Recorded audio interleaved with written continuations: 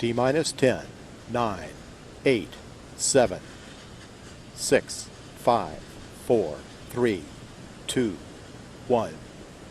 Ignition and liftoff of Ares 1X. Testing concepts for the... She's an architect by background.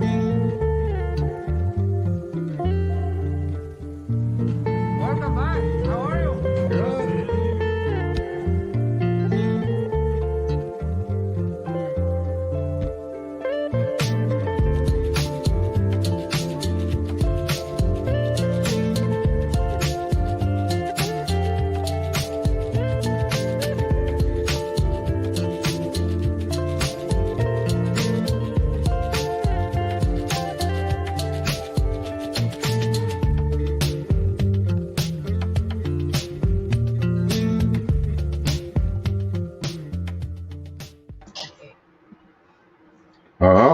Oh, what's happening? What's happening? Looks like somebody's traveling.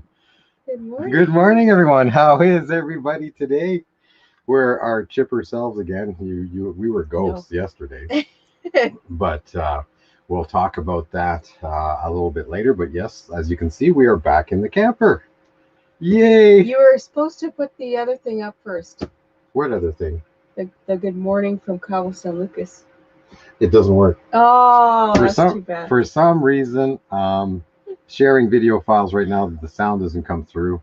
I don't know why, but basically we do have a video, which will probably open our season 5, which is coming soon. Yeah. But we do have a feature today. Our featured channel was able to join us, so why not? Why not just bring them in? Bring them right in. Let's do it. Hey guys. Good morning. How are you? How are you this morning? We are good. Yeah. Good. Working on some coffee. Yeah. Yeah. Yes, everybody's got coffee. So yeah. In the There Buc-ee's. you go. He's got yeah. Oh, she's got the Buc-ee's She's cup. got the Buc-ee's cup. Oh, Yeah. man. Those are fantastic. Those are the best rest stops in the country. Well, what? Okay, I met a girl in Cabo San Lucas, and she talked about Buc-ee's. She talked about the Buc-ee's nuggets and all this, and I'm like, Oh, yeah. I love Texas, so I have to go. And we went to we landed in Dallas, right? But we couldn't go anywhere. We're at the airport.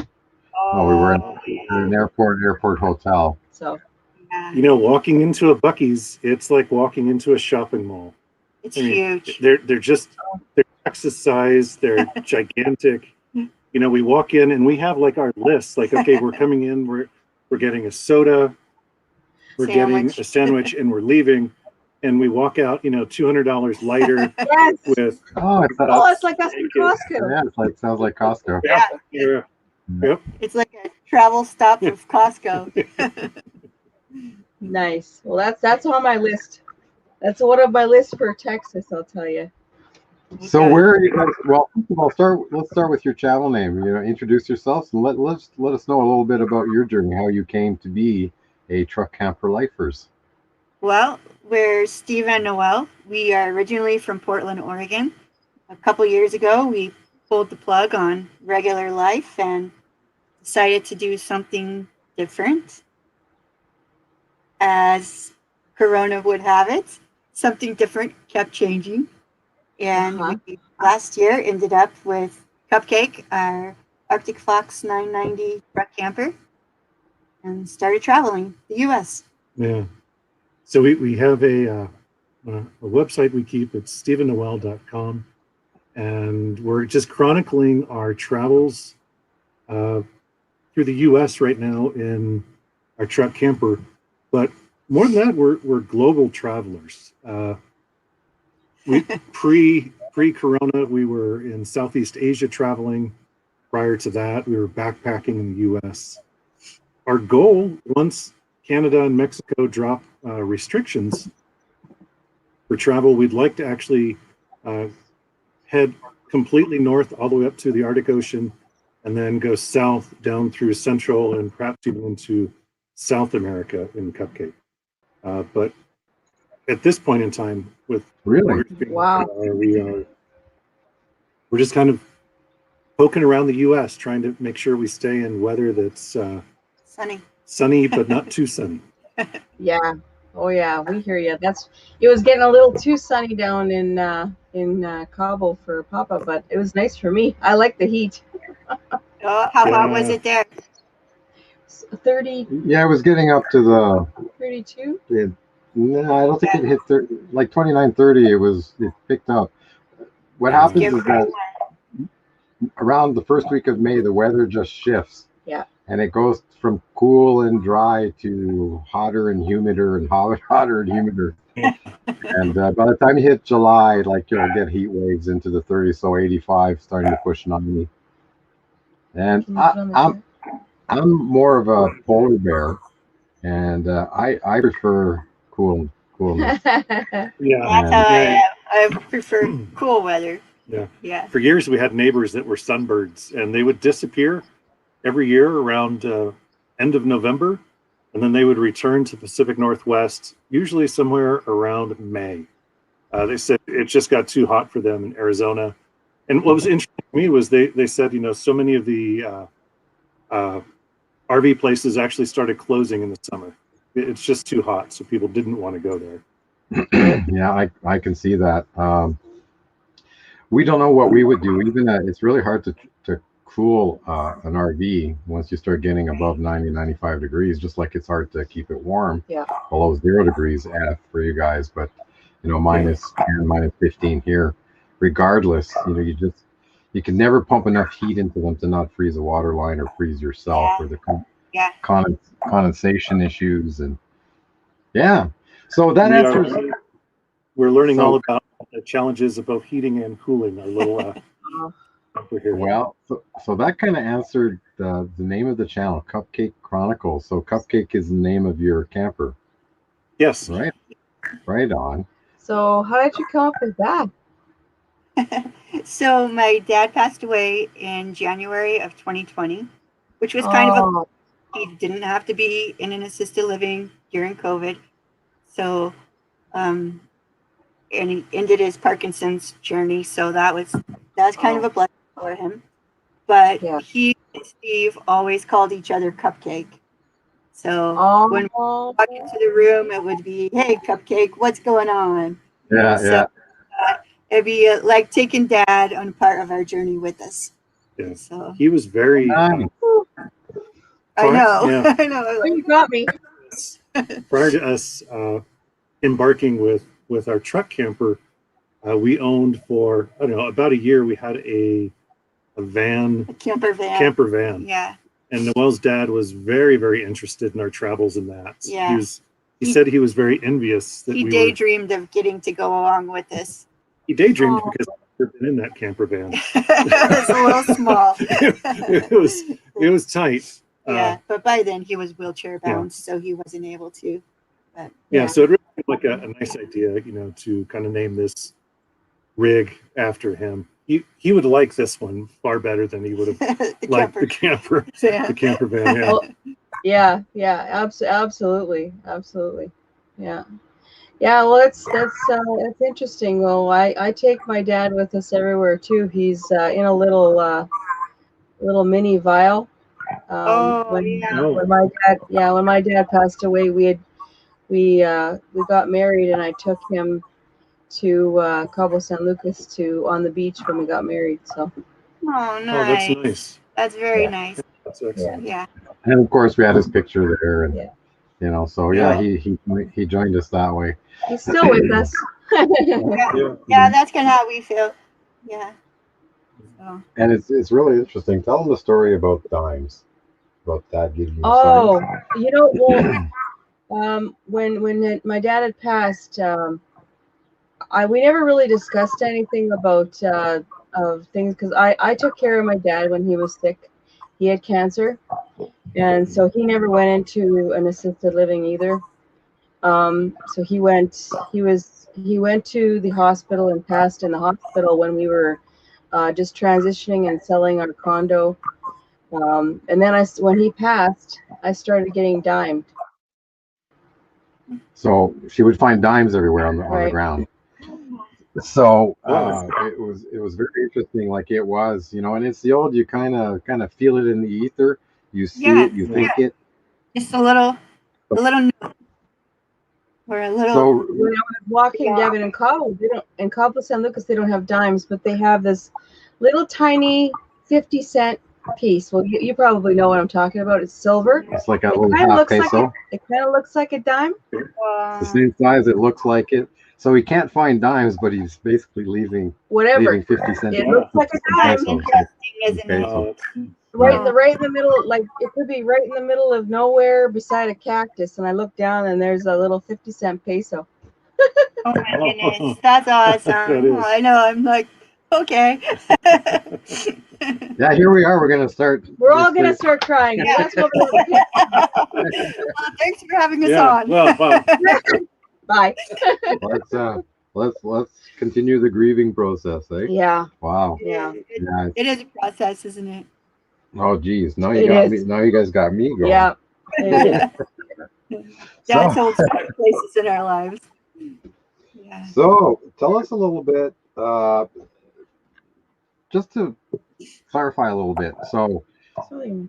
COVID hit, and then you decide to hit the road. yeah. So in 2019, we quit our jobs. We quit our corporate jobs and decided to do something different. And our plan was to backpack for 6-8 months. There's a trail that runs from Mexico, the border of California and Mexico, up to the border of Washington and Canada. It's called the Pacific Crest Trail. Okay. So we Yeah. hiked that trail. And then after that, we left and we went to Southeast Asia. While we were in Southeast Asia, the whole COVID kind of happened. And the U.S. State Department welcomed us to come on home. And Vietnam welcomed us to Yeah, leave. Vietnam welcomed us to get out. So Ah. we had sold our house, we had sold our cars. So when we came back to the U.S., we stayed in my dad's house. He had an empty house. So we stayed in his house really to empty it out and to sell it. And for us, like once we realized, okay, we're about to sell this house, then it was like, where are we going to live? We love our children and they love us, but we don't want to live with them. And they certainly don't want us living with them. So then it was just a discussion of what should we do? So we're not a couple. This has not been like a lifelong dream for us to go RVing or go buy a truck camper. I think travel for us is a passion. And the people we And meet the on the people we road. meet far Yeah. more than the RV lifestyle being a passion. Now it is. It's turned into it. We're vested now. But Yeah. for us, I think we made the decision to either buy a truck camper or to purchase like a Class C RV, maybe start to finish in about 2.5 months. So it was not No, it wasn't a really long, Yeah. drawn out process. Yeah. No. Okay. Decided that a truck camper would work better for us. It allows us to go off road, to boondock. We go places we probably should not go. Maybe that Yeah. may be because we don't fully know our limits yet. Yeah. So we push the boundaries and we go onto some roads that turn into slot canyons. And We were on a road in northern Washington, and we had looked at whatever book we were using, like to find this hiking trail or whatever, and the book had just said, the road was somewhat rough. I'm like, oh, okay, we can handle that. And we were close to the apex or the top of this trail, and we were both just like, oh dear God, dear God. As we got closer to the top, there was cars parked on each side of this trail, and suddenly the divots in the potholes, whatever you want to call them, they are 2.5-3 feet deep. So we are going like side to side like this.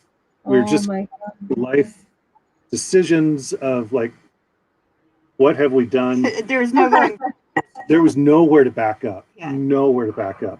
I think since then we've been a little more careful about Learning about the road before learning we about choose the the road. hike. Yeah. A little bit of satellite views and Google Earth. Yeah, we do Yeah. that a lot now. We look at the satellite view and figure Yeah. out where we're going. And we also switch Google Maps to bicycle route, because then it tells you the elevation gain and loss. Yes. That's right. Yeah. That's right. When we got to the top of that mountain, we were lucky. There's like one place we could have parked, and we parked, and then we sat in the back here for about an hour, just like, okay, let's just have some noodles. Yeah. Right back in the fingers, like, whoo. Yeah. Oh my God. What we love about Truck Camper, it lets us go anywhere. Yeah. Like yesterday when we were traveling, it was like our goal right now, we're headed towards Reno, Nevada. We have a flight to catch next week. We're going to go home and see our kids. So we're just kind of generally moving in a westward direction. So when we got up yesterday, it was kind of like, okay, we need to move in that direction. But we didn't really have like a particular agenda other than moving generally westward. That's Nice. for us, that's what most of our days are like. And I like it that. can be very enjoyable, and at times it can be very stressful. How about you guys? Do you have like plans when you go places, or do you just kind of free form? There's our planning. Oh, Wow. Basically just general just ideas like that. some major waypoints. Yeah. Like some of them, a couple of them have dates. So we are planning to go to M21, which is Michigan 21 meetup. Kind of fellow RVer YouTubers. I guess more from the northern areas. I don't know how far people are traveling in. Right. There's some people from Oregon there. Yeah. Yep. But nice. more kind of northern latitudes, it seems. And everybody kind of meets up at Quartzsite, but we're usually on our land in Baja by January. Yeah. We like to be in Cabo in December, kind of coming down Baja in November. So we're kind of chasing that right weather, right? That 75 degrees. Yes. But also, if we don't, then we only have a certain amount of window to be on our land because we're expanding. We're going to be putting another boondocking site in. We're going to enhance the water supply above, gravity feed water system, and we want to plant some trees and hopefully water them into a point where they will survive the summer. Maybe have somebody, water them once or twice over the summer. So we have things to do. So January is never a good time for a meetup somewhere in the U.S. Right? Yeah, I understand. So is that kind of be the plan, or do you kind of have some kind of bucket list items that you're kind of going to gravitating to? Well, I think the general plan is that we generally don't have a plan. At this point, we're going to backpack for a month or two in California right now during I'd say the summer high season. When most of the RVs come out, we're gonna go land bound. Yeah, so we're gonna backpack for quite a while. Once we come out of that, we'll probably swing back Pacific Northwest. We'll see our kids again in the Portland area, Portland, Oregon. Then probably head towards the central U.S., visit my parents there. After that, we really don't have a plan. I mean, if we talk to our financial advisor, she has a plan. Our financial advisor's plan is come back to work. But we're not quite there. We're not quite there yet. No. Yeah. So is this kind of like a sabbatical, or do you guys work on the road? No, right now this is just a pure sabbatical. When we took time in 2019, our plan that we had shared with our financial person was we were taking off 2 years.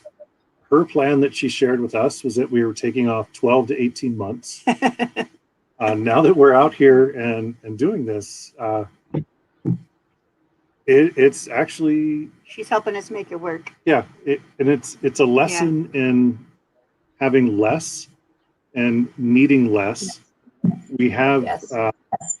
as I mentioned, we had sold our house, so we have maybe half of our possessions we got rid of. The other half we put into storage. So in storage, we have all the makings to essentially start all over again. But now that we've been out here really living with less for 2 years, 6 months of that, backpacking, then 3 months maybe Southeast Asia, we're carrying most of our possessions on our back. So we don't have our trucks back. So we actually need a lot less than we realize that we need to survive and be comfortable. Well, definitely that was a good transition. I think a lot of people that sell their 2,000-3,000 square foot home and move into an RV, I think probably go into a little bit of a shock mode. We kind of did the same thing. We went from a house to a 2-bedroom to a 1-bedroom to living in a bedroom, like renting renting like a bedroom on an acreage, because I had taken a job away from in a different city, and we traveled a lot. Like I used to be on the road, so we Tracey used to come with me, and so I would drive my territory. I covered all of Western Canada, so half the country. So we drove everywhere, and that's we got our bug of being on the road. We enjoyed it. So now at least I don't have to make a call or do a training, or it's like I can just enjoy the journey and enjoy the destination. Yes, yeah, I That's think a good way to do it. In my corporate life, I traveled extensively throughout the U.S. and maybe 20% international. And I went to so many places, and I was in and out, so quickly. And this is so much different. Literally, when we're driving down the road, if we see something that's interesting to us, we stop. Why not? There's really no good reason for us not to stop and explore. We don't always. I mean, sometimes we have to be somewhere. We're driven by a time crunch, but generally, if something looks good, we stop and do it. And that's such a juxtaposition of where we were just a few short years ago, being driven by our schedules and our commitments. Yeah. Well, since she's just listening only, well, good morning, Wanda Wander. Nice of you to join us again today. And she's just saying hi to everybody, and keep listening in, because we're having really interesting guest today, Stephen Noel with Cupcake Chronicles, and really different kind of backstory to most RVers. You guys had kind of made the decision to go travel and then ended up in the truck camper, as opposed to we're going to RV everywhere and we're going to sell everything and go RVing. So it was kind of a roundabout way to get to kind of full-time RV life. So very, very interesting. So what are kind of some of the challenges that you guys had, that you kind of didn't really anticipate, and they kind of just creep up and you just have to deal with them? I think maybe a big challenge, pause there, being connected, finding the right balance of connectivity. We're not working right now with paid jobs, but with my dad and my parents, I need to be connected to help them with their day-to-day lives. So being completely disconnected from the grid from the communication grid is not necessarily viable to us. So for more than a day. So I think it's been more of a challenge than I expected, of needing to find somewhere where we're connected. So like last night, we had agreed we would chat with you guys, and we found, just by happenstance, a just wonderful boondocking location. Not kidding. It was right off of the freeway on the side. It was down like a little gully.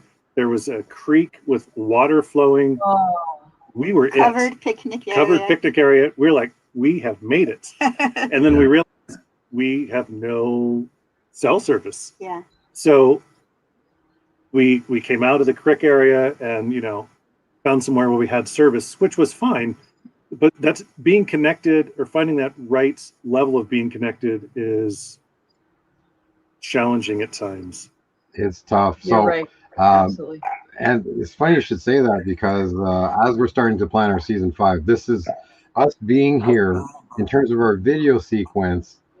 This is where season 5 opens. So we're, Usually, yeah. you know, our next season is going to be about arriving back in Canada, opening the camper, the challenges that we've found. There were issues having it winterized, spend the winter Yeah. here, closed up. So, but planning to it, the first thing that kind of came up was exactly that connectivity and the tech in terms of cell boosters, Wi-Fi boosters. And I am so anticipating Starlink to come out. Yeah. Because Starlink will solve all those problems.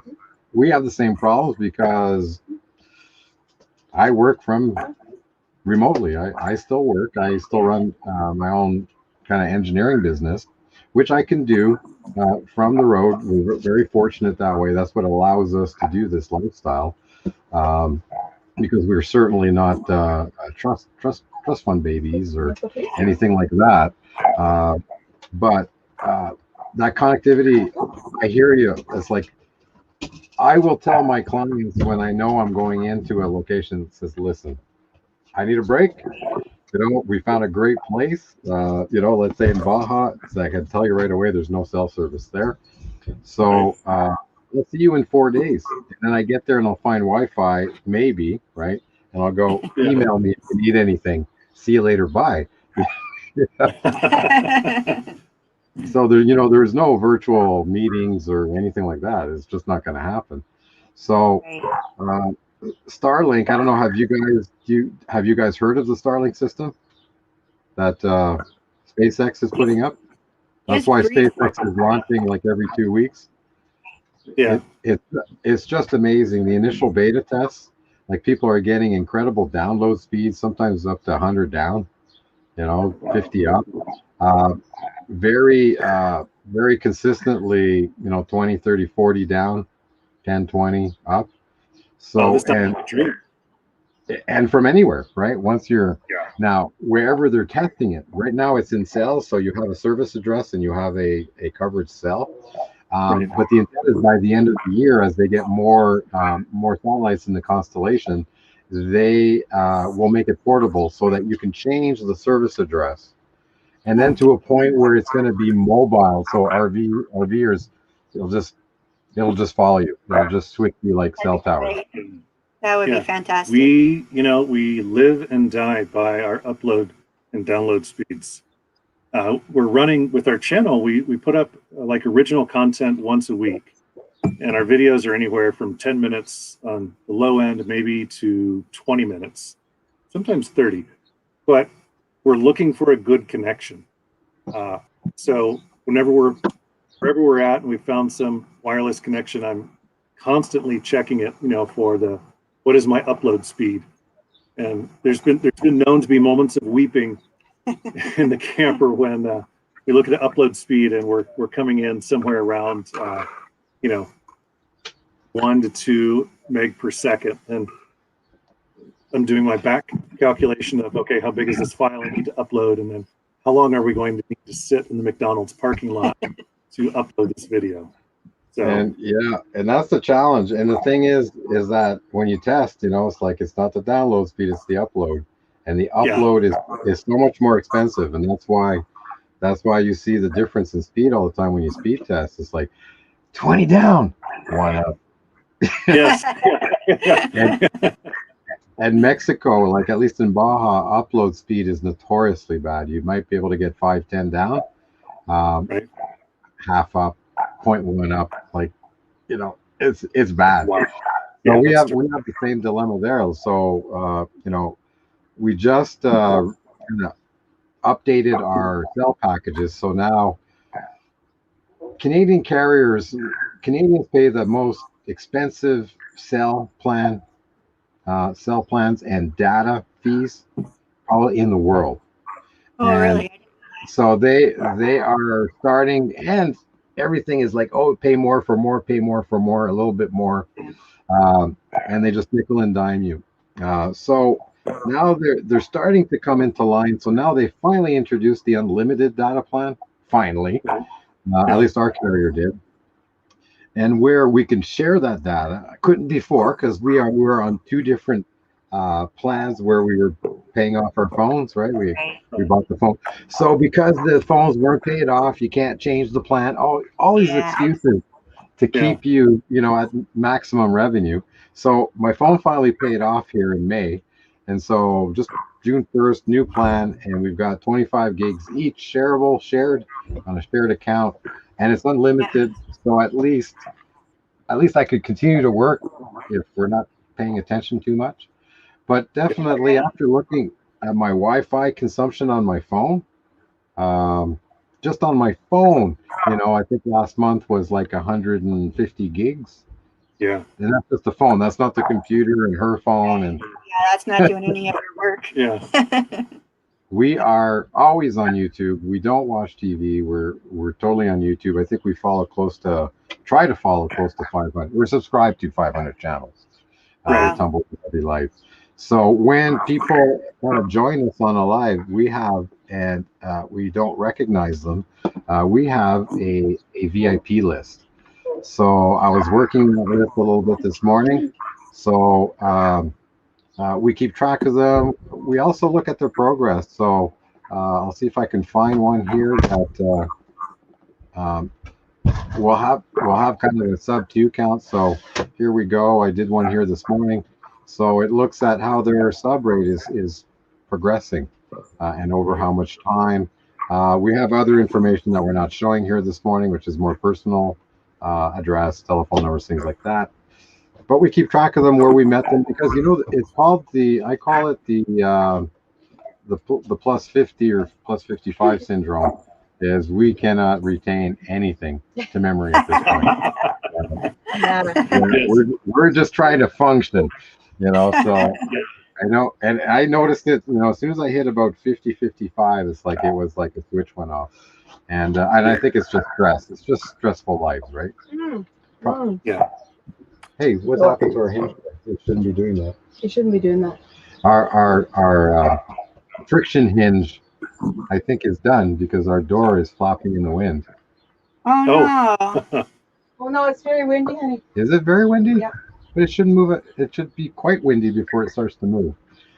So, anyways, so we do have our VIP list. We really enjoy that because what we can do is we can moderate other channels. So when we go on other lives and watch and be spectators, if we're given the moderator setting where we can post links in a chat, because that's the one thing, right? Is when somebody comes on, I'll say hi, and then I'll post their information, their name, their channel link, their channel name, their name, and the channel link, where they're from, things like that. And so I can post it right into the chat. Yeah. So there's a lot of reasons for why we keep that list, but so Looks like a so is the YouTube channel, like for us, we started YouTube really just to for the kids, really. It was right? for me. It was for the kids. The kids, the grandkids, keep in touch because we weren't going to be home much, so that at least we had a weekly or maybe 2 videos a week. We were trying like a vlog kind of a thing for the kids. And I don't know how many times I've gone back to one of our old videos on a how-to. How did I install that? What's behind that panel again, and how? Yeah. That's the same. We started the website and then the YouTube channel for our kids and grandkids, and then I don't know how much they actually ended up looking at it. I don't know that their interest level is particularly high. Yo, how old are the grandkids? They are 10 to 17. Yeah. So, Oh, they're okay. See, ours are little. Ours are well, I guess how old is Wyatt now? He's 7, 8 months. He's 9. 9 months. Yeah, it's like he was like 1-2 months when we left, and he's 9 months when we got back. And it goes to 10. 10. So and the other thing is, as these kids grow up, it's like in you know, maybe we're really not around. It's like, you know, like as in totally checked out. You know, it's like, well, what was that or Papa like? You know, when they And were, then Kira. you know, Yeah, How old that's is what we Kira? think too. How old is Kira? I think Curious is I think 3. 3 months old. Oh. Yeah, so we got from 3 months all the way to 11 or 12. Oh wow. 13. Yeah. There's 10 of them. Yeah. And 3 years That's a ago we had fun range. 3 Yeah. years ago, 3 years And I was ago we gonna had say, I think one of the things that doesn't get talked about too much, or at least that I've seen talked about, at least I think our experience, the reality, and we've been traveling now for 2 years. We've been essentially gone from home. Is the challenge in maintaining those relationships with Yes. the same level of intimacy, if that's I think that's the right word for me, with my children, with my grandchildren. Yeah.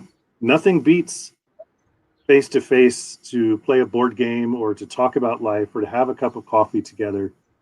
And when we're traveling like this, certainly we are experiencing a completely different lifestyle than our children or grandchildren have any exposure to. So for us, you know, the being able to be connected, to do the FaceTime call. FaceTime is, it's amazing. Yeah. Like, yeah. You know, so connectivity for us, you know, is just such a huge, It is huge. Yeah. important issue. Yeah. Yeah. Yeah. Well, this winter we got we went on hiatus at one point. I think we were a little burnt out with, you know, being on the road and trying to produce videos and, you know, content. And, you know, and then being in Cabo St. Lucas and not in the RV, we kind of just ran out of content. We had already done Cabo. And so we took really 2 months off that all we did was live streams. And I think there was even a month or two, maybe a month that we didn't even do that. We just checked out. But and then when most of our live streams over the winter really was like family catch up time. Yeah. You know, it's like we'd have like different windows with all the different family members. It was like Hollywood Squares, you know, with all the different kids. So it was really, you know, it was baby time. It was a lot of baby time. Yeah. That's awesome. Yeah, nice. Yeah. Yeah. That's So- important. The unwinding and family time. Yeah. Oh yes, it's very important because when you come back and they'll like 3 months old now, like you want them to see your face a little bit, at least FaceTime. They can. Well, 3 months no, but I mean Wyatt. He when I just seen him, like he does recognize us, Aw. even though it was all just FaceTime, right? Right. That's very important. It is So important. getting back to those maintaining relationships, I think I heard the same thing from Kent and Lisa. Yeah. With Living Light RV, they're they were out of Calgary when they sold everything and moved into a motorhome. And they said it's really weird because you're kind of in this different world. You've seen all these different places. You're disconnected from the 9 to 5, so it's a whole different clock. And then you get back home and people still have their 9 to 5 in their lives in their house and, you know, and their life, and, you know, they're in a pattern and they kind of expect that you're still in your old pattern and that you will just mesh back in. And so that's, we were talking about, that's kind of where the disconnect is that they really don't understand where you've been. Yeah. But you know exactly where they've been, which is in the same place, right? And but they don't really, they don't really know where your head's at anymore because you've experienced so much. Yeah, that's true for us. Like when we go back home, then we'll stay with kids or my sister, or we'll go back home for a couple weeks at a time, and they get up and go to school or they get up and go to work, and we don't. and you have coffee and watch the world go by. Yeah, exactly. Watch all those cars going off to work, right?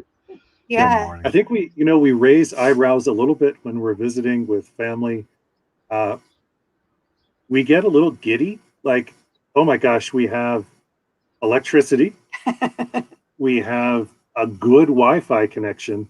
And we could take showers whenever there's we showers. want. Bella, listen, So a bubble bath. Yeah. Yes. Well, she didn't have one all winter. We only had a shower. We had showers in Cabo. So as Oh, soon as we checked into the hotel in Dallas, first thing was Bubble bath. she drew a bath. That's it. that's awesome. Yeah. Yeah, it's the simple things that you miss. Yeah. So I think our kids are surprised when we end up landing at their house, and then we both have our laptops open, and there's a lot of activity going on with just things we're trying to get done while we have really good connectivity. So Exactly. it's two different worlds. Hook up the computer, hook up the external drives, move all this media off cameras and phones, and there's so much to do just before you even open the editor and say, okay, I'm going to produce a video. Yes. Yeah. Right. It's been interesting, when I think within our family, I think our family kind of understands our backstory and how we got to where we're at. But for our friends or former coworkers, we might as well have like an extra appendage on our forehead. Like, what are you guys doing? Like, this is craziness to leave good jobs, to leave a known life, and to embark On the unknown. on the unknown. So it's such an interesting position in life of everyone else. I think many other people having expectations for us of what we are supposed to be doing, living their dream. Because that's the phrase I'd say we hear the most. You're living the dream. You're living the dream. Yeah, we have that. So for us, our tagline is, we decide to live our dream now and today and not wait till tomorrow or someday, because someday never comes. Yeah. Right. Yeah, this is true.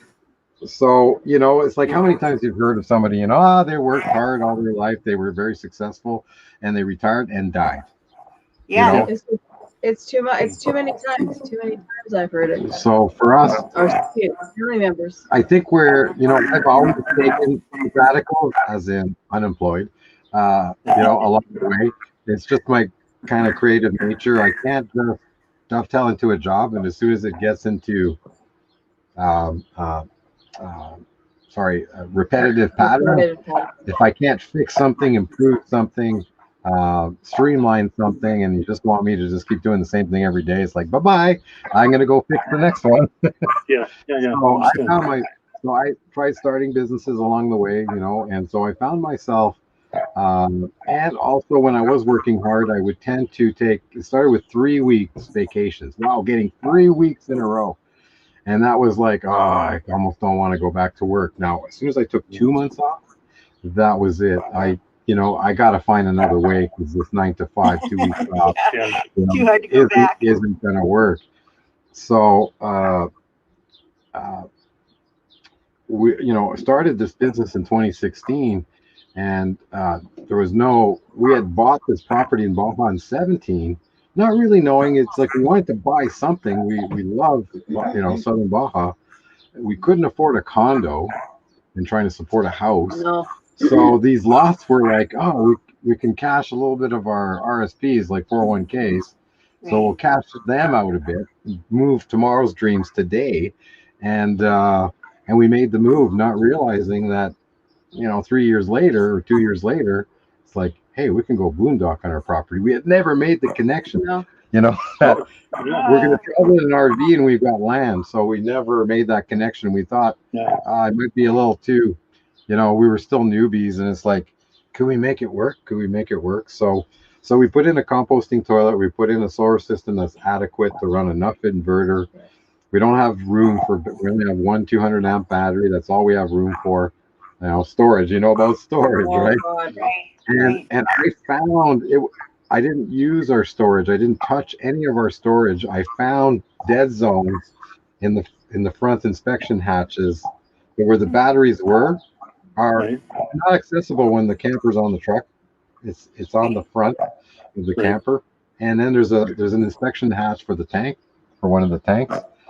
And so right in there, I was able to squeeze in an inverter, and I was able to put a pony board with the bus bars and bring all the wiring there. So I built it outside, and then curled up the wires and kind of jammed it in there. It's not attached; it's just kind of sitting there, and styrofoam kind of holds it down. Like literally, it's not a professional, like you see these guys, you know, all the wire runs, they're all tacked down. It's not, no, it's a spaghetti of wiring. It works. As long as it works. It hasn't broken, you know. It's like I padded everything in styrofoam blocks, and you know, the plumbing is failing before the solar is, you know. So Yeah. so for us, it's like, wow, so we can stay there. We just we only carry drinking water in our fresh tank. We never fill it up with a hose. Like we literally pump water bottles into it. And last year when we started coming back and all this, my Sharona Cyrus hit, we went back, we turned around, we were, you know, they said, you know, country, come home. You should really come home while you can. So we started out, I think it was the end of March, April, and we were one day up the road. We said, this doesn't feel right. So we turned back around and we went back to our property. We reopened our property, and in 5 weeks, we built a water tower. So we had a whole pallet of cement blocks delivered.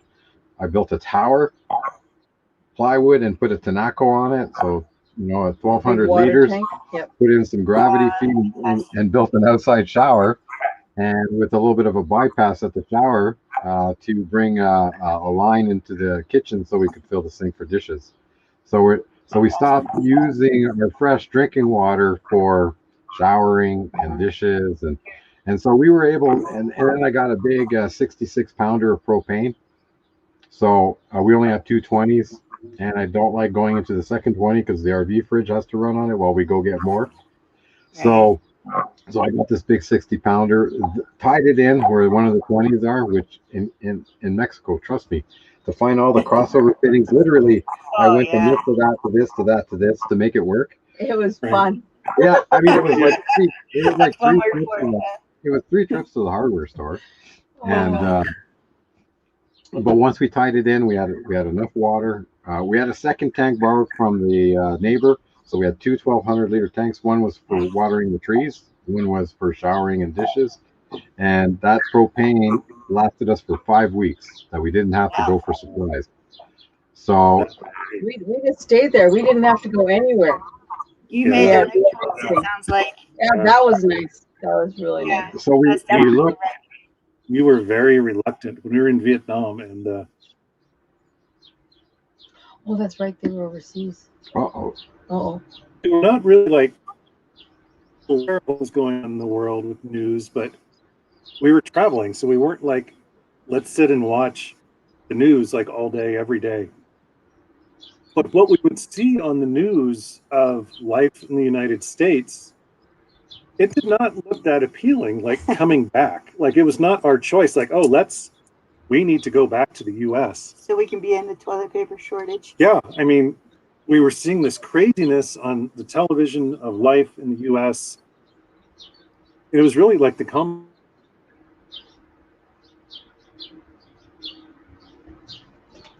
be getting later. The Wi-Fi's getting busy. Health insurance, and they let us know that if we got the virus, there was no coverage. Like their coverage was not for. And our U.S. coverage didn't work outside of the U.S. So it was really like backed into a corner, like we had nowhere to go. So a little plot of land sure would have been nice to. Yeah, sounds like you guys had to bug out to. Yeah. Yeah, of course, we picked up in our travels, I think because of that, we picked up another 500, 700 pounds because we stocked up the pantry. Oh. And, you know, and we picked up stuff and tools along the way because, you know, like you kind of, it's a little different because if you have a problem on the road, you're in the U.S., you're not that far from an AutoZone or, you know, that you can pick up a specialty tool or a part. When you're in Mexico, it's a little different, and we're on our land. So, you know, we need a saw. Which type should we bring? So we brought the jigsaw, you know. We need tools. We need ratchet sets, you know, we need wrenches, and we used it all. And when people saw, because we did a video of everything we loaded in our truck and what we loaded into the camper, they thought, you're way too heavy. It's like, yes, we are too heavy. It's like, no, we will, you know, we will pass the scales, you know. Yeah, but we are too heavy. So but you have to do what you have to do. I mean, we did suspension modifications and things like that. But even at that now, it's like we over the first season we built up an extra 700,000 pounds. Oh, yeah. So I was comfortable with the first overweight, but then when it went another 1,000 pounds, Right. it's like it's fine, except we're gonna wear out our bearings, like our rear bearings. So like for us, we have discussions like when we're going to introduce something new into the camper or the truck. Like, okay, what is the new item? Do we really need it? And if we decide we really need it, what can we get rid of? Yeah.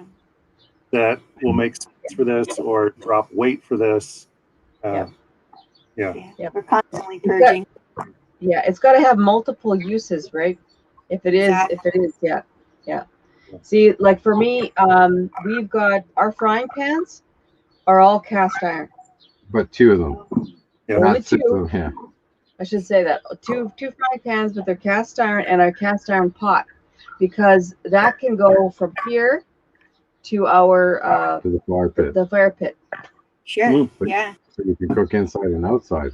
But it's cast iron. You're paying it for weight. And then you're paying it for weight.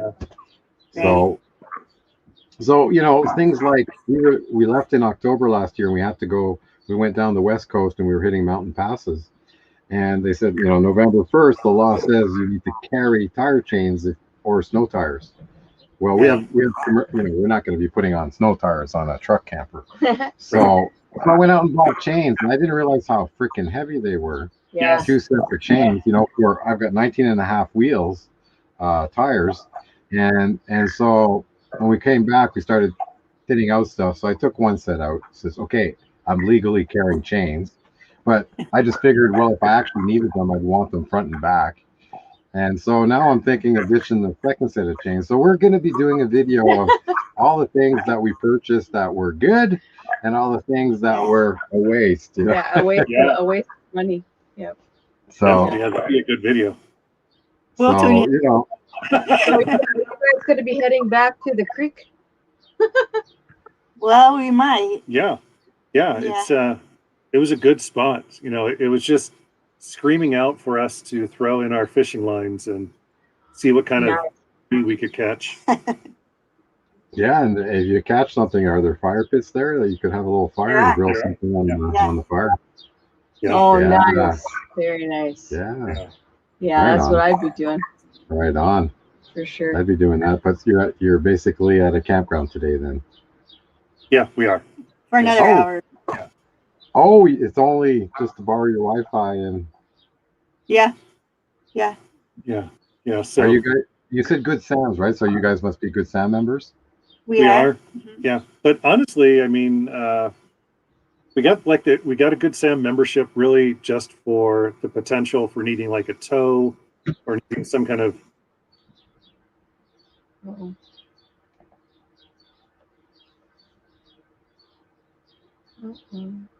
Yeah, and for us, I mean, we are boondockers 95, 96, 97% of the time. This is really the exception for us to be able to come somewhere and plug in and have power or anything like that. So it's an exciting day when someone else has it. Well, we know about that. Yeah, we know about that. Laundry, a shower. Yeah. So it's funny, but even though we have a generator, we have solar and all of that, we don't necessarily charge all of our devices every day. So when we end up with short power, the first 3 or 4 hours are pretty intense with plugging everything. Everything's getting plugged in. Yeah. We have a lot of power stations in here, but 12 volt. We have 12 volt splitter, and they also have voltage indicator, which was interesting. Another problem we found is that when I turned on the PV system, the breaker and started energizing through the solar panels, the 12 volt started fluctuating in a wide range. Like it was like scary. It was really weird. So I wasn't sure why it was doing that. When I turned off the basically the feed from the solar panels to the charge controller. So when I deactivated that, it went away.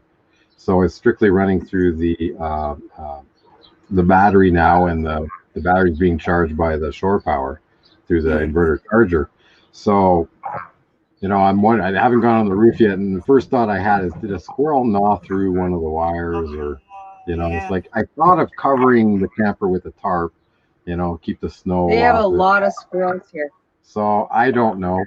And of course, that would be a pain in the ass, because typically you don't splice solar cables. You have to replace the whole run. Yeah. So I think I got some left over. So, you know, I might be doing some solar repairs. But I was actually thinking of pulling out that pony board and maybe shortening some wire runs. We're only getting, I think, max production about 500. I think 525 was the max I've seen on a 640 watt system. So I'm wondering if I've just got some losses and maybe tweaking some settings, and just to get a little bit more. Like, we cannot run our fridge on electric. So when the batteries, when we're down south at the land, and, you know, we got a lot of it never gets cloudy there all winter, basically. The battery will be full between 11 and 1 o'clock, and then I'll put the fridge on power. And I have alarms to remind me 4 or 5 o'clock I have to take it off power. Oh, yeah. Yeah, we've been lucky. You know, I'm carrying a voltmeter with me, but I haven't broken it out yet. So at some point down the road, I suspect I'll start digging more into electrical items. But so far So good. we've dodged that bullet. If you have a look in one of our videos, this description is a whole list of products, basically the ones that we purchased, right, that we're using. And one of them is this. Oh, that would help. I can't quite see. It's a beautiful, like, metal red splitter box, and you get a foil where you can actually put another splitter box in it. It's got a different, but it takes one, makes three, so you get two extra ones, and it's got 4 USB charging ports underneath. Oh, nice. And we have 3 of those. What we use in the car. Yeah. So we have one in the vehicle, one in the living room, and one in the bedroom. And and I just love that voltage. You know, it has a thing right in the front, the voltage is right on the top, and you can't miss it. It's bright red. I mean, I kind of noticed the fans were kind of winding up and down, and I kind of thought, well, maybe it's the battery waking up, or after the winter. And then when I saw that voltage reading going up and down, because it's illuminated, it's like, oh, it's bright. Oh, something's not right. Yeah. Oh boy. Some work ahead of you. I know it's something minor. It worked fine before. It's just something that needs to tweak. Maybe I missed connecting one of the wires to the battery or something. Yeah. You know, that's actually, it's been an interesting learning experience for us, I think, I should say for us. For me, you know, I think buying, you know, a new camper truck, I didn't really realize, you know, I'm just buying a home on wheels. It still needs upkeep and maintenance. And so I was a little surprised over the past year, you know, as I've been accumulating tools. And I think my mentality was, wait, it's brand new, you know, like everything should work. Nothing still should been quite break. a bit of work we've had to do. But we end up having maintenance days where we're breaking out screwdrivers or hammers or whatever and working on the camper. So in most respects, a brand new camper will have more issues than somebody that is reselling a 2 or 3 year old camper, because they fixed all the problems. They've worked out all the bugs, haven't they? Basically, RV construction is just normally shoddy, and okay, you know, at the best of times. You know, when they say well built, they mean okay built. Yeah, I believe that. You know, you look at some stuff and you say, oh, that's not the way I'd build it, but okay. You're kind of stuck with it. Yeah. You know, but so I think that's about it. They're leaving, they're going to the kids. Yeah, so no, I think we're good. I mean, we talked about all the issues. Do you guys check your weight at all?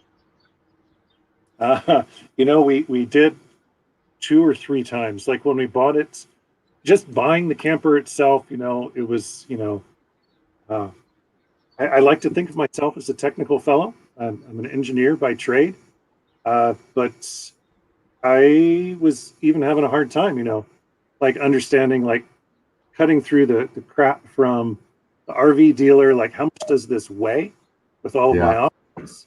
When I put water in it, how much does it weigh? Then the discussion with where we purchased the truck from, like what's the payload capacity? So I did weigh it. That's a long answer. I weighed. I understand what you're saying. I weighed the truck, and then I weighed the truck with the camper, and then I weighed the truck with the camper when it was loaded, and that was enough. Like when it was loaded, for us to realize like we are overweight. Just in the very beginning, we were maybe 500 pounds overweight for the capacity for the truck, for payload capacity. So now we're probably 700. Yeah, no. No, but that's fine. I mean, that's fine. That's really nothing. Like, don't worry about it.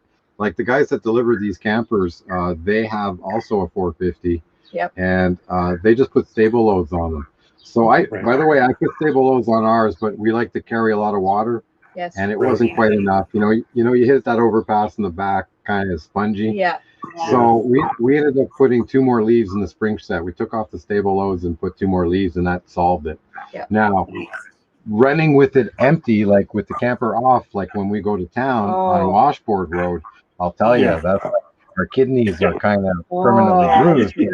It's bad. That's the downside. But we travel mostly with it, and when it's loaded, it actually, the truck doesn't squat at all. It's actually still a little high on back. It's still high. Well, my intent is that I don't care that I'm overloaded. I just don't want to look overloaded. Right. Yeah. That's so. And by the way, anybody here, I still got those stable loads. I have them in a bag ready to go. Sell them. So, like I said, they worked. They made all the difference as long as we didn't carry water, or too much water. Right. So maybe they're right for you. We've only driven the truck once or twice. I mean, since we're living in this, we don't take the camper off the truck. We've only taken it off a few times, and then we laughed at each other. So we're driving down the road. One of us is trying to like drink coffee. Like, oh, you foolish person! Yes. It's so bumpy. Yeah, you're gonna wear it. Yeah. You should see the washboard that we have to drive like half an hour to town back and forth. It's crazy. And it's got a sweet spot. You got to go right at the right speed, and you just seem to be floating on top of it. Yeah. And not It's like, oh, this brand new truck. Well, you know what? At one point, the brand new truck, we definitely broke it in all respect. In all respect. It's like it'll never go out as a mint, grandpa driven truck. No. Well, right on. Well, before we go, I want to ask you about that picture behind you. I'm assuming that's supposed to be you and you guys. Yeah, sort of. As llamas. Or alpacas. See. Yeah. Yes. Velcro strips. Oh, that's that's awesome. Yeah. Okay, who painted it? So we have a little sprocket. It's a really small printer, and it prints, this little tiny size. I don't know what that is, 2x3. So we have a photo album, and everybody we meet along the way or have joined us in Cupcake, we take their pictures, give one to them. It's a sticker, so we can stick it into our book, and then they can sign our book. So we kind of keep it turned out to be our contact tracing in case we needed that. Nice. We didn't. There's an ulterior motive here. Yeah, but it's just a way to keep track of people we meet along the way and our friends and family who've joined us inside Cupcake. Yeah. So it's been kind of fun. Yeah, so we printed that little picture the same way. Yeah. That is awesome. Yeah, I noticed it in your videos, and that's why I had to ask, because I was like, that is so cute. I have a girlfriend who loves llamas. Right. And so when I saw it, I thought, is it a llama or is it an alpaca? I don't know. I think it's a llama. For our So definition, it's a we're llama. more into Chihuahuas. We're Ours into is- Chihuahuas. Oh, little nice. cutie. and Yeah. the other one's over there, Other ones here. right there. Oh yeah. Oh. That's our I have to Chihuahua look like Fatima. this. I really want to see you. See at the bottom of my glasses. So. She's sleeping. This one's older. She's like 10. This one is new. This is the one we got from Mexico. Oh, so fun. We actually brought her back in 18, I think. 18. Nice. Yeah, it's like we used to go down to Cabo every year. Yeah. Like it's become. We finally went to mainland Mexico this winter. Took a flight and visited some friends in Puerto Vallarta, Bucerías, and that was fun. Too humid though. Too hot, too humid. But It's hard not to bring back a dog though. but we are definitely kind of Baja. We're Baja crazy. Yeah. Absolutely. Hey, another question. Maybe one last question. Okay. So Uno más. since you guys have you guys considered actually monetizing and kind of monetizing your journey and working from the road and finding a kind of a new way to earn income and not have to go back to the 9 to 5? I think that's probably what our future holds. The idea of going back to corporate 9 to 5, that just doesn't hold any appeal. Steve would have to get a haircut. I know. Get a shave. Yeah. Yeah. See, look, I'd probably I have to cover can so relate. Papa had to shave up. He had a ponytail last year. Yeah, during I couldn't get a haircut for 6 months. I had so much. Listen, I had so much fun, Steve. I was able to put it in a ponytail. I braid his sometimes. There's no. Fun. Yeah. It's such a, I guess I've been gone from the corporate job for 2 years.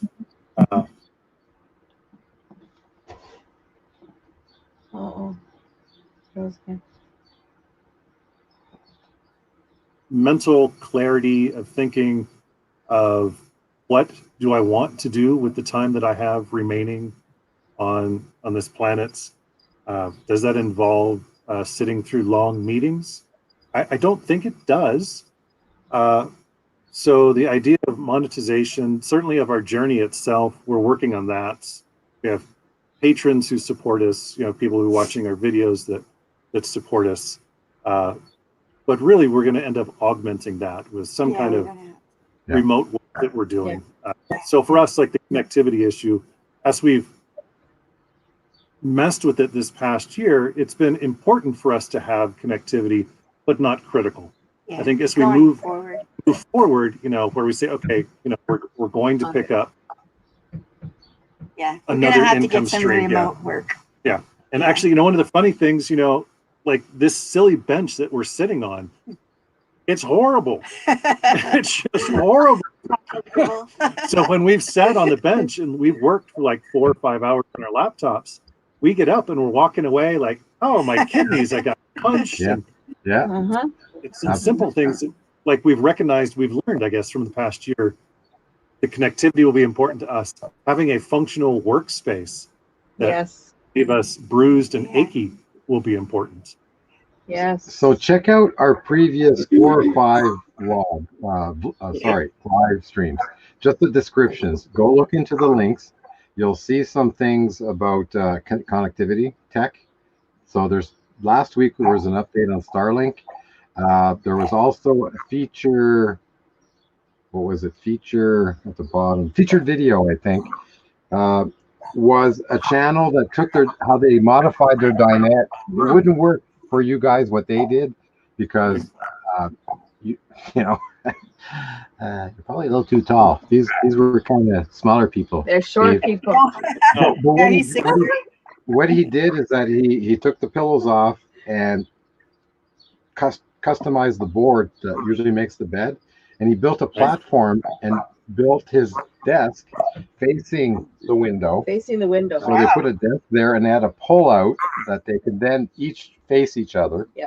And they were on office chairs, but it was on a platform, so they didn't. And the pull out was a table so that they could face each other to have a dinner, but then push it back and then turn back this way to their desk. or leave it out and have it as a more workspace. Yeah. Yeah. To the so both have a little horseshoe area. Yeah. And it worked. He made custom chairs so that when you lift the seat, there was storage inside. Nice. They didn't lose their storage underneath the dinette. They didn't change anything structurally there. It could all so just like us, whenever we made a modification, we always ensure that we do it so it can be put back to spec. Right. Anytime. Right. Yeah. So when we put in our composting toilet, we didn't cut the line, we just plugged it and just left it.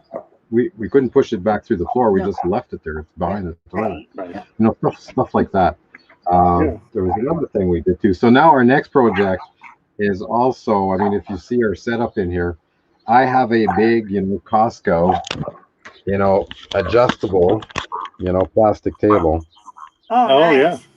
So in our camper, that's right in the middle of our living room.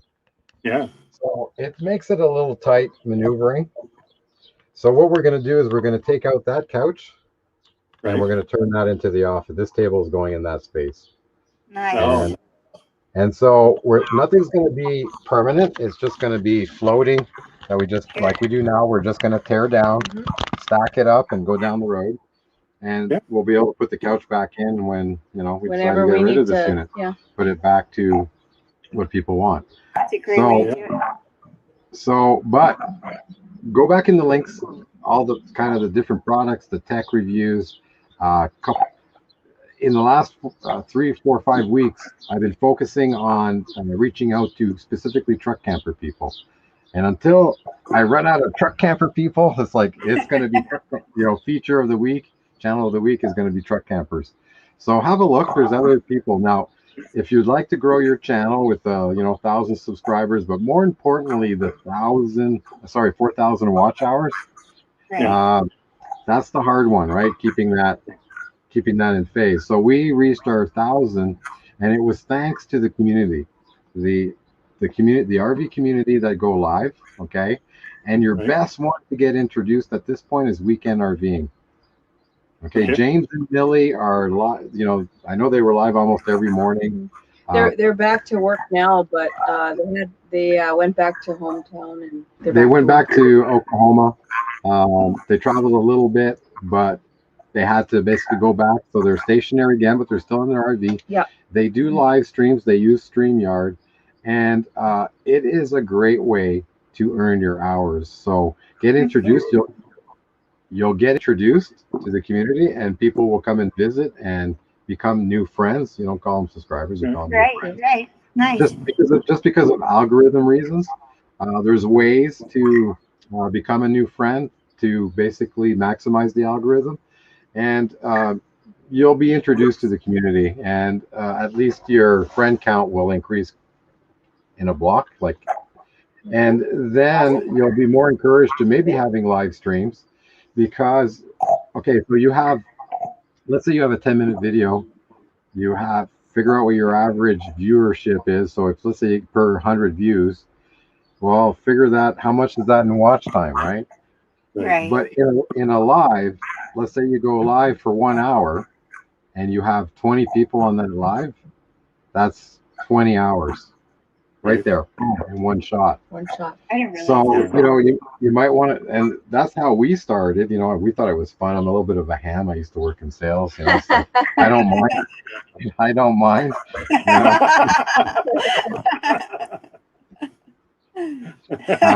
You know? I don't mind. You know, it's a little clunky. It's a little bit like when you start, you know, talking to the camera. Yeah, that was weird. That was weird.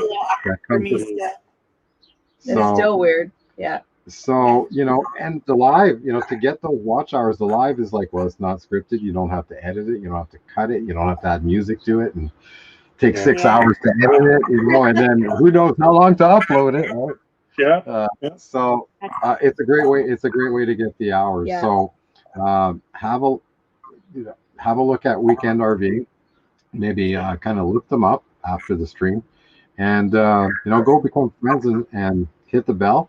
And at least they'll be getting notifications as to when they go live. I believe they're still early in the morning, but I'm not sure. Their pattern just changed recently. But if you do see one of those lives and you guys have some decent connectivity, join in and say hi and just say that you came from Tumbleweed.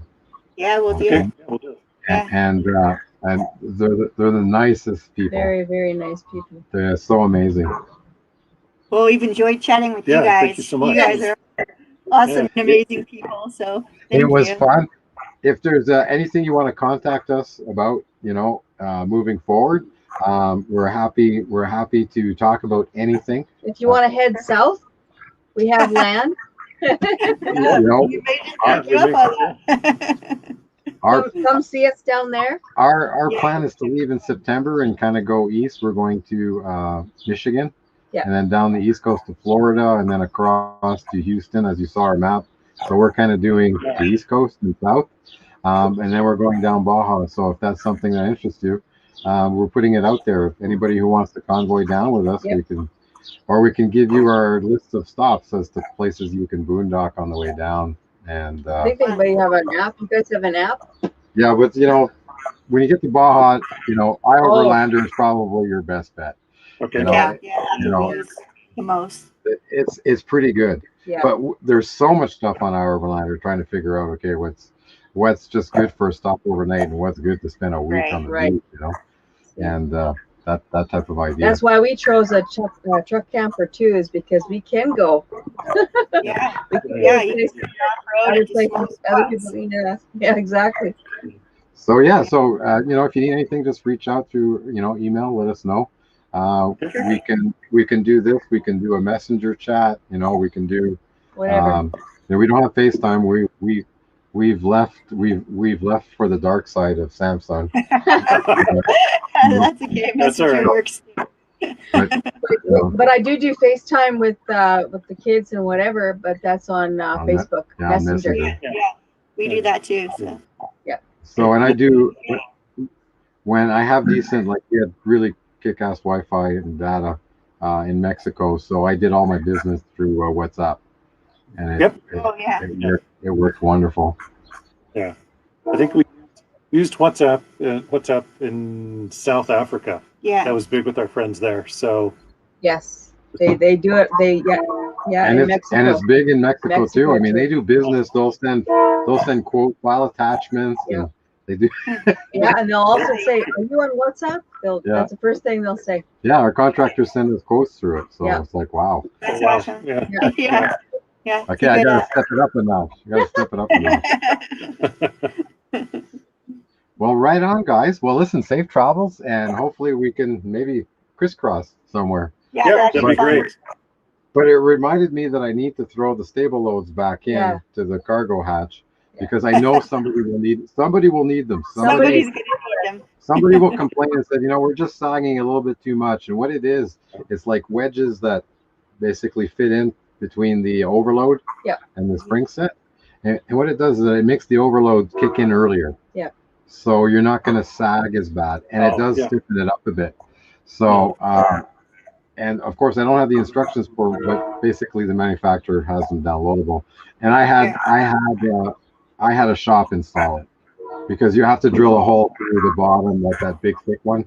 And the guy actually went out and got 2 more drill bits because he burnt through the first 2. Oh wow! Yeah, it's like it was a process to install. So sounds like. All right, guys. All right. Thank you very much for having us. Thank you so much. Okay, guys, you have yourself a wonderful weekend. Enjoy guys. fishing. Thank you. Thank you. Bye, guys. Bye now. Wow, that was fun. Awesome. That was fun. But that was easy. They're very easy to talk to. But they were a lot of fun. A lot of commonalities. There. A lot of commonalities. That was incredible. I think so. And you just happened to run across them. Oh yeah, right? I just as soon as I started searching truck campers, like Truck Camper Life on YouTube, I didn't find too much initially, but all of a sudden the algorithm is starting to send them to me. It's like weekly. So instead of trying to get a long list, which I did, but it was a long list of videos with the same channels, and I was kind of a little discouraged, like, what? There's not more than 5, and I'm looking for new channels like us, so that we can kind of grow together and kind of share, especially newbie experiences. Those are really good to share. you see the big channels, you know, and they've got 50. They've already made the 100,000. mistakes. Yeah, and they're really polished at this point, Yeah. and they probably have video editors, and Yeah. you know, it's like it's not us, right? So, so we are looking for, you know, other Check out people. the new comments. We want to say hi to people because they haven't been. Oh yeah, I've been saying hi. Oh, have you? Yeah, I have been. Oh, look at that.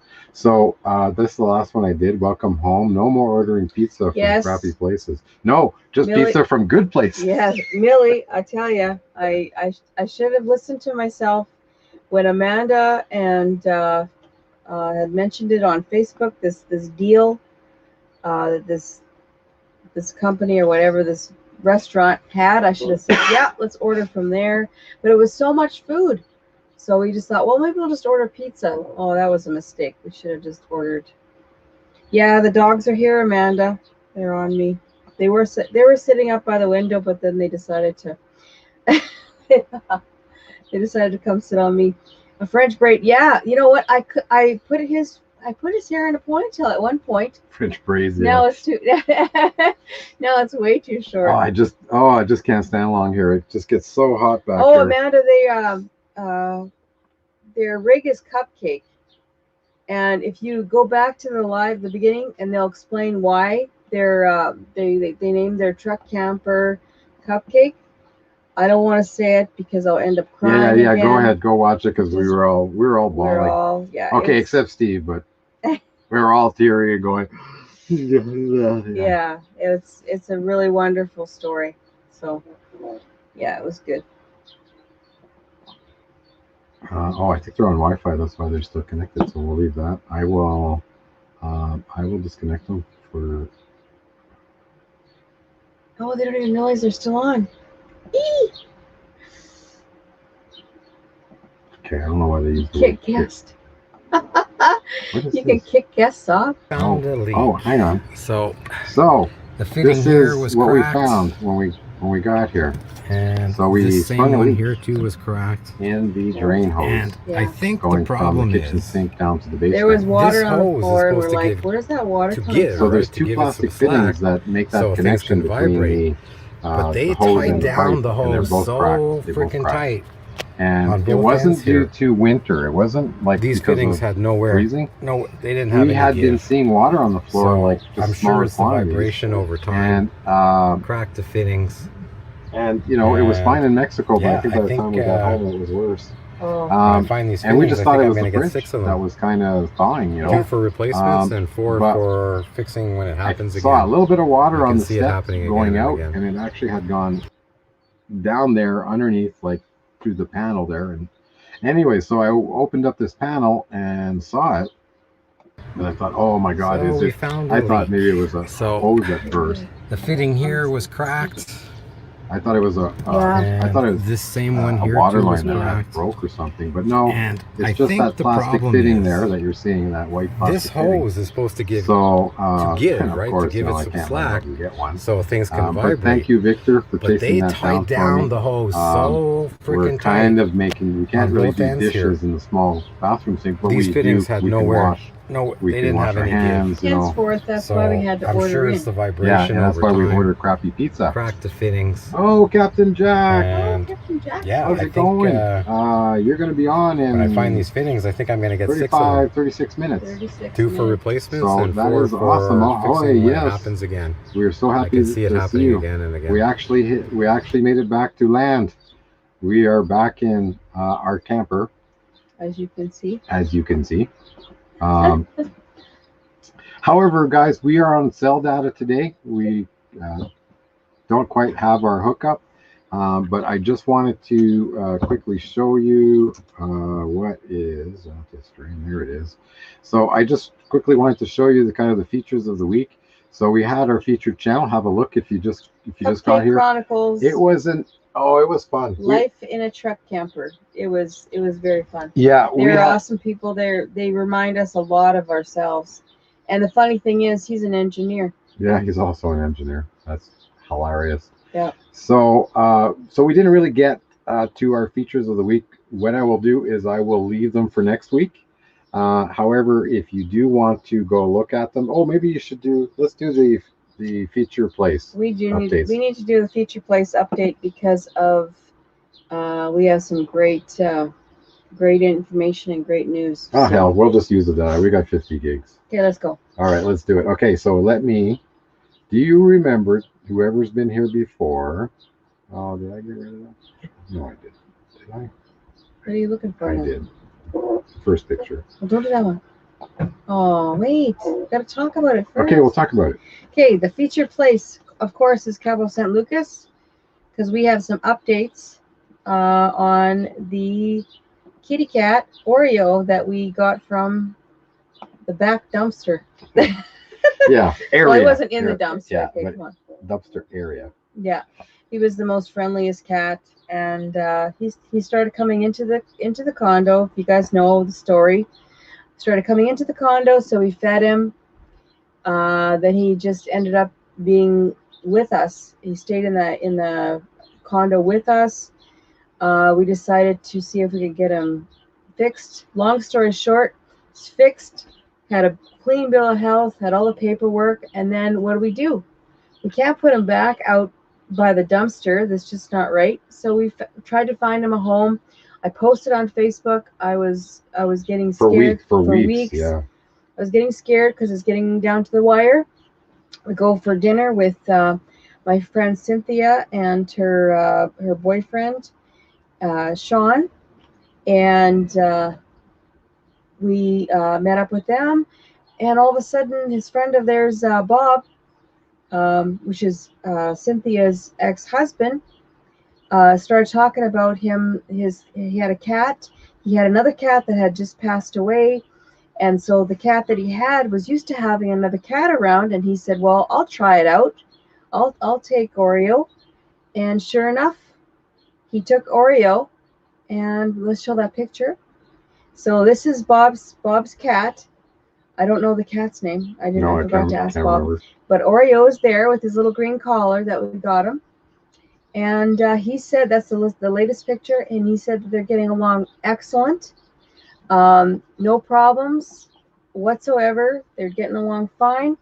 But I think it's because Oreo is a little bit really mellow. Really laid back. Yeah, really mellow, Always really laid mellow. back, and very friendly. Very friendly cat. He was the first cat. He'd come out all the time. Every time we went out there, he'd come to us all the time. Right. So we're walking dogs. Like we're walking the. We're walking. He came right up to us with dogs. Yeah, and different dogs all the time. Yep. He didn't care. He just came up. Yeah, really. Don't care. Really nice cat.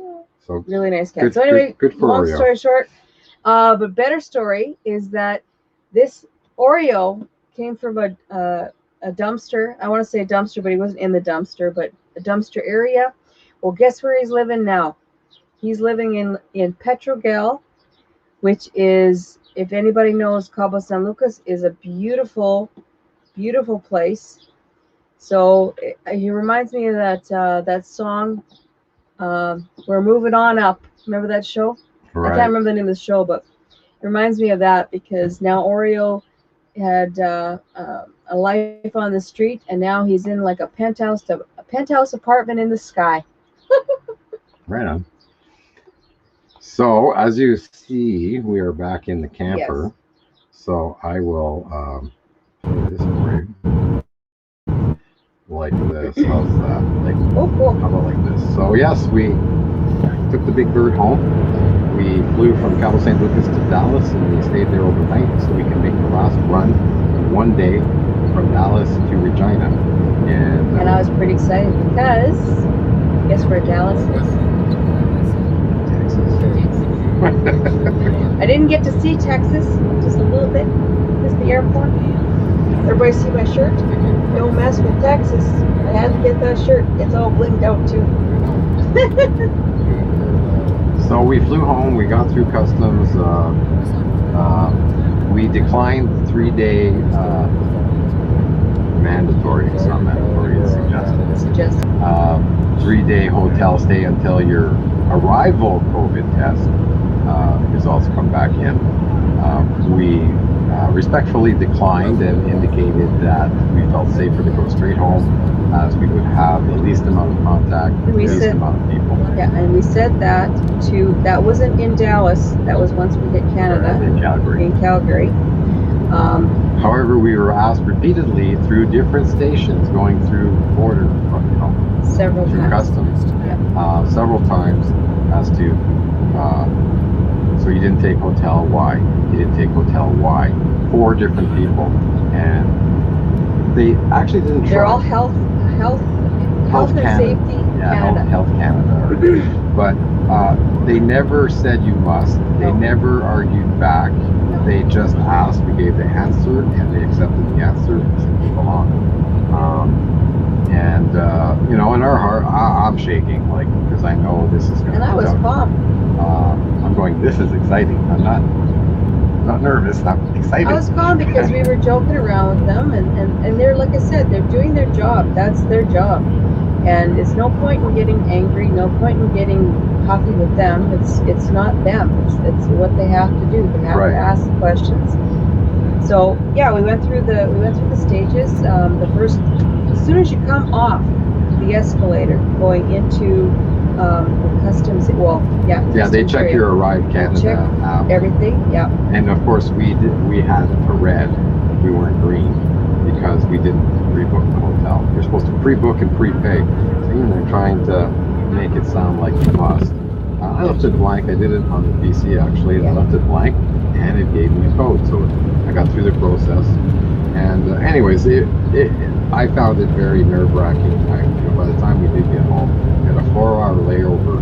So at least didn't have that stress that we were trying to make a connection. We had plenty of time to make our connection. And so that was. And make sure you have a lot of time in between getting there, and if you have another connecting flight, like we got Calgary, we had to go to Regina, right? So if you got Calgary, you got to go to Edmonton or wherever.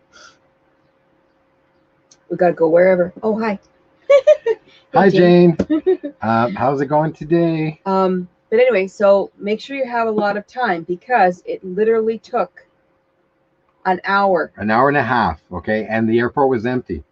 There was really very little waiting at each station. Yes. The only one we waited for was to get an officer, you know, to go standard border officer, right, where you give them your passport. Yes, that's normal. That's normal. That's all normal. That part's normal. Because of the plane. But because we didn't have the hotel, we were diverted into the other line where they kept asking us about the hotel. Yeah. And there was nobody in front of us. No. So we heard that initially in February, March, when this all started, that was chaotic. That just to get the hotel, you had to book the hotel when you landed, and it would take 2 hours just to get a hotel, or you couldn't get a hotel. Anyways. Yeah. The airport was. Just telling our story, honey. Don't tell the back. Yeah. So basically, the airport was empty. Yeah, the airport was empty. We went through all those stages. We got out into the actual the last secured area. We get out there. The guy with the cowboy hat that greets you in Calgary, he handed us a scan that we scan for the on your phone. You have to fill out another little questionnaire thing just to get a number to go to a health nurse, which will take your test, will test you. Your arrival test, which is the throat swab, not the nose. And once you get the throat swab, she writes that number that you got from the scan. She writes that number, and then she says that she makes sure that your email is correct, so that the email of the test results can go to your correct address, the correct email. Then at the end of all that, all the testing, she gives us another COVID, test kit. There you go. It's very simple. So on day 8, as she wrote there, day 8, June 10th. we have to do another test. Yeah. So, and that's just, you go online. Virtual. Yeah, you go online to the place. Yep. You crack the seal on where you end up putting the. But before you do all that, you make sure you have a contact with somebody going to come pick it up after. No. You crack the seal. Mm-hmm. There's a number there that you register. Yes, you have to register. So then you're in the system, and then you schedule your pickup time. That will be no more than 2 days later. And once you get through all that, you confirm the pickup time and your address. Then it goes to the nurse. So then 5-10 minutes, you might be waiting there for a nurse to come on, and then she sorry, he will Whatever, step you every step of the way through the procedure of taking the test, packaging the test, and making it ready to be shipped off. Somebody will pick it up, so you don't have to make arrangements. Okay. So that's what you have to do. So it's simple. And then, of course, we had, once we got to do all that, we had to get out. They do not give you the option of turning around and going back to another terminal.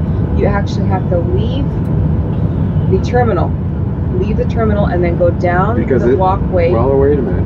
They shove you outdoors, right? Shove you. Yeah, literally. You have nowhere to go. Like you're being like channeled like a bird, and then you end up outside, and that's where you're supposed to pick up your show to go to your quarantine hotel. Right. And we just went like this, and we just turned and we left because we told them we're not going to the hotel, so we have to walk all the way outside to get back in the terminal to then go upstairs and recheck in on our next flight. Yeah, but then also we also have been telling them that we have a car at the airport. We have a car at the airport. We don't need a shuttle. We don't need a taxi. We don't need any of that. We have a car at the airport, which is true. Airport in Regina. Yeah. But anyway, so we went. We have a car waiting at the airport. Yeah. So anyway, we went back into the terminal. We went down. We go down 2 doors, guys. Don't just go out and go back in the same door, like the door right next to it. Go down 2, and then it's just better. Like, go back there. Bye, Tash. Oh, she's got to go to work. Talk to you later. Call us when you're off work. You got time to chat. Yeah. Anyway, so we got back in. We went upstairs. We took the elevator back upstairs to check in. We went to the terminal. We didn't do it ourselves. We went right to the counter. The counter because there's full service. Full service. We've got 3 big bags. It's like a hassle. 2 carry-ons, 2 knapsacks. Yeah, never mind. So just go up there, got rid of our bags, and then we were free and clear. Went back down through security, and that was not an issue. Yeah, that was not an issue. We had to get body scanned twice. That was in the States. Yep. In Dallas. Yep. I'm just saying it all the time. Yeah. So I think it was only body scanned twice, because in Cabo they didn't body scan us. No. We just went through the pretty lax. A lot of things we got through in Cabo when we checked in Dallas. I told her just before. But they really do check your bags, so like make sure you don't have any liquids or anything. They really do check. Yeah, in Cabo. Hardcore. Yeah. But in the U.S., it was like everything. Like Yeah. I think I had even money in my pocket, like bills. Like, that body scanner picks up everything. Captain Jack, do you see my shirt? I finally got something from Texas. But mind you, we didn't, like I said, we didn't leave to go check out Texas, which I can't wait to go do. But I actually got this in the airport. Yeah. We saw Texas from the airport. From the airport. But we are planning to go back. I'm so excited. Yeah, because anyway, where are we at? Oh yeah, okay. So we got past there, went through security in Dallas, and that was it. Pretty much clear from there on. And then once we got to Regina, that was it. Yeah, we did all the testing and everything as soon as you hit Canada. So wherever you hit in Canada, it's not where you end up, it's where you hit. So us was Calgary, so they did everything in Calgary. So we got to the camper, reconnected the battery, opened up the slides, and the slides were kind of acting funny. And we were hooked into power. Yeah, I hooked it into power first. But the voltage was fluctuating. Like, the slides would hesitate before they started coming out. But we opened everything up, there was stuff on the ground. A lot of the command strips had, deglued. But everything worked. And then we noticed that the voltage on the voltage display, when I turned on the solar, the voltage is the 12 volt is fluctuating. So I turned off the solar, and now it's stable. So I have to go check to see. The only damage was our outside shower head is cracked. Don't know how I winterized it, but maybe I didn't blow air. Maybe I missed that. Maybe I missed the shower. So there might have been some water left in it between the taps and the shower head. And then maybe the shower head switch valve is also shut off. So so that doesn't surprise me. That's an easy fix. And then we found a leak the next day on our kitchen sink drain. So the white fitting, plastic fitting there, that's what cracked. See where the two pieces are? And you can, that's supposed to be one piece. Yeah, but you can also see it's been wet and dried and wet and dried. So that has been leaking for a while. Yeah, that's not a winter. That wasn't a winter. That was not a winter. It wasn't a winter issue. I can show you what this looks like. Sorry. So this is what the piece is supposed to look like. So it's just a fitting that joins the hose and the pipe together. And this is what they look like now. They're all cracked. No, hang on. Yeah, that's supposed to be attached to there. So they cracked. And so it's just a simple repair. And our wonderful son-in-law, Victor, came over and dropped off the one. I had found one at an RV dealer, but it's 1.25 inches and we need 1.5 inches. So it's just not quite. Oh, it's not quite big enough. Not quite big enough. Shoot. So we're going to get 4 or 6 of them. I'd rather get 6. So we'll replace the 2 and then we'll have 2 or 4 spare, because the problem is it's not that it was water damage or it froze. It was that, you see the black little corrugated pipe, and it's kind of protecting from that metal strip that actually ties down that piece of plastic hose. And they tied it down at both ends so tight that there was no give. And so I'm sure it's traveling down the road and the washboard and all that it cracked the fitting. So I don't think I'm going to put those as tight. I might put something else and leave them a little looser. Can you use that white tape? It's called commerce tape, or yeah. Do you have to use? No, as long as something's soft, so that if the hose rubs, it rubs on something soft. But I think that black, the black, see the black corrugated that they cut open to put the steel. Yeah. I think that would be fine.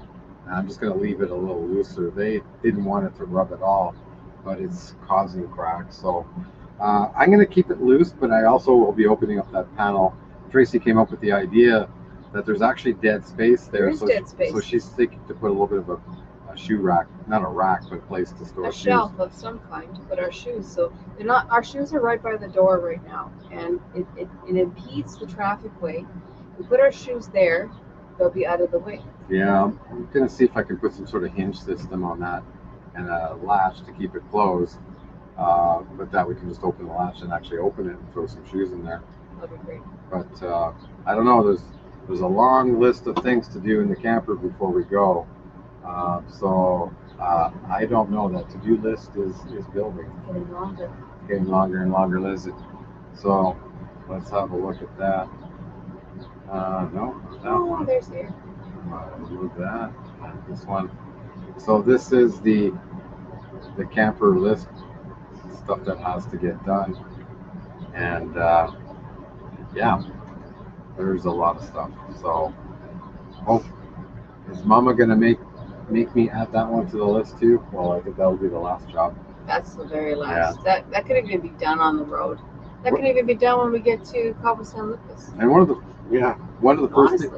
first things I want to do is I want to go weigh the truck, because right now the camper is off the truck, and I want to go weigh the truck after I take a few things out of it.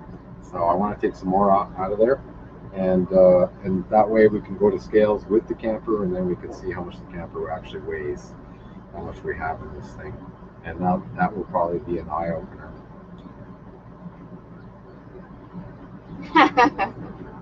We constantly have that debate. It's like, do you really need that? I got rid of some clothes. Although there was resistance at first, Tracey's been coming around. She's done a really good job fitting up the kitchen and really going with that. Have multiple purposes, or just the bare minimum in quantity. You know, you need 8 plates, or we'll forward you. Do you need Corel or plastic? You know, you okay? You know, stuff like that. Try to convince her that everything counts. You know, do we need 6 towels, or can we use 3? You know, things like that. Everything adds up. So the one thing we did come up, I kind of now regret that we actually had pre-mixed composting material for the toilet. Yeah. Because there's water in it, right? They're heavier as opposed to the compressed Just dry the blocks. blocks. Yeah. But when we were ordering when we got back last summer, last summer, I was trying to order the blocks and I couldn't find any. Like, they were sold out. Remember, there was supply issues everywhere. Mm-hmm. And so I had to go with the bags, and now I regret it because, maybe we'll just be liberal with the bag composting this summer, and I may just order another 5-6 blocks. And it may not be bad to have more blocks. No, I put it such that it turns off when it doesn't need to run. So I wasn't looking at that. I was looking at the composting bag.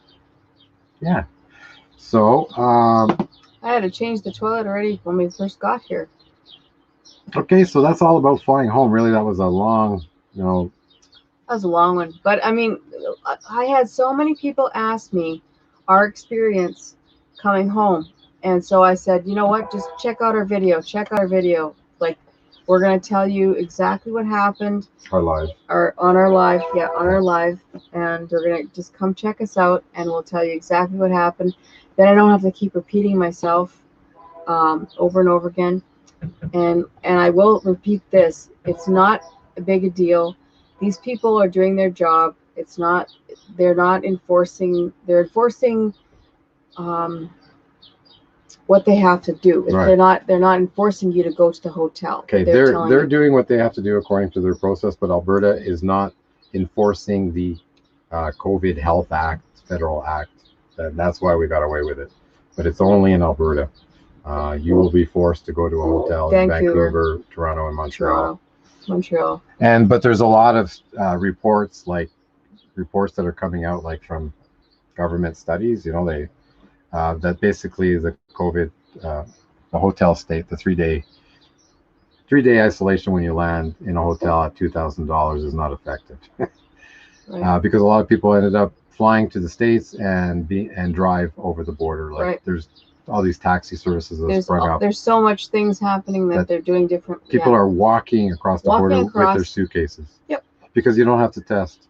You don't have to go in a hotel. Not when you walk across. Yeah. It's only flight. Okay, and so the last thing we want to talk about, because we're wrapping up Cabo today, is a fundraiser that's going on. And what I'd like to do is just to play the video. It's just easier. We don't have to explain it then. The video explains. It's a fundraiser. So please watch the video. So I just need to mute us. Hey everybody, I'm Brian, and this is my wife Jacqueline, and we are the faces of Los Cabos Missions for Christ. We're coming to you today, and we just want to ask for donations because we are starting a project for Margarita. Margarita is part of our team. She has been since COVID began last year. She has been the center of the feeding kitchen, and when we were giving out food bags, the dispenses that we were giving out to thousands when COVID hit and everybody lost their jobs. Margarita doesn't ask for anything. She has the most loving servant's heart, and we just want to be there for her. We want to be able to support her. This, as you see, this land right here was given to her. And when Margarita serves the food at Shalom, she comes here and then serves the remainder of the food that's left. So she's been sowing into this community as well as her community. And it's just been really, really overwhelming to us to see the fact that she really doesn't have a place of her own. We just figured this out, and in talking with her, we found out that she doesn't have a bathroom and she doesn't have a home of her own. She's actually living in a place that's just a loner right now. If you find it in your heart, so we're gonna do this 777 challenge, right? Each one of our house bills is roughly $7,000 US. So that's 17. But we're going to ask 7 of you to share this video and this challenge with 7 of your friends and dedicate $7 a day for 7 days as a donation towards this project. So that would be a total of $49 over the course of 7 days. And if we have enough of you guys, we'll be able to raise this funds so quickly that it'll just happen like that, and we'll be able to start. We thank you so much for everything you do. We thank you for sowing into our ministry. We thank you for loving us, and most importantly, for loving Margarita. Margarita never asks for anything, and this came from our heart, and so we know that it's coming from God, and we thank you for all your blessings. Yes, thank you very much. God bless you.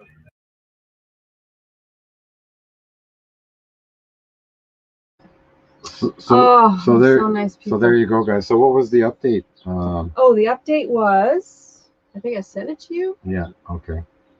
I'll check really quick. Let me go look. You just go check. That's the watch. So basically, I contacted Brian yesterday just to make sure that I got the update, and I was going to tell I reposted the video on Facebook as well. He said, "Hi Tracy, we are at 6,582. So they're really close. They're really close. Would love it if you can share again and encourage others to participate." And so that's why we are doing this. We're putting it up on our video. Hey, if they get more than 7,000, you know what? That is fantastic, because they do fantastic job in Cabo for Los Cabos kids, for the community. Margarita, she is a beautiful, beautiful woman, inside out. She is helping out so wonderful. So she really deserves a place to call her own. And if there is extra money, it's going to go to a great charity. So if you can help out, that would be so awesome. And on that note, 8 minutes to Captain Jack. To Captain Jack Scrappers Live. We are going to be raiding Captain Jack. So let's go ahead and do that. Make sure you say raid from Tumbleweed. Yep. When you go over. And yeah, I don't know. What did you guys think? Did you enjoy people who were here? Cupcake Chronicles. Cupcake Chronicles. That was awesome. They are very nice people. I have a feeling that we may we'll be bump hooking into up them. with them. Yeah, I think we'll so. be seeing them soon. Yeah, I think so. Yeah, I have a feeling. Yeah. So call it a day. Call it a day. Call it a live done. A live well done. Yeah, and we'll see you all over in Captain Jack. Yeah, you betcha. So everybody have a wonderful Sunday, and we'll catch you next Saturday. Bye now. Bye. I'm Tracy. And I'm Christian. And we are Tumbleweed RvLife.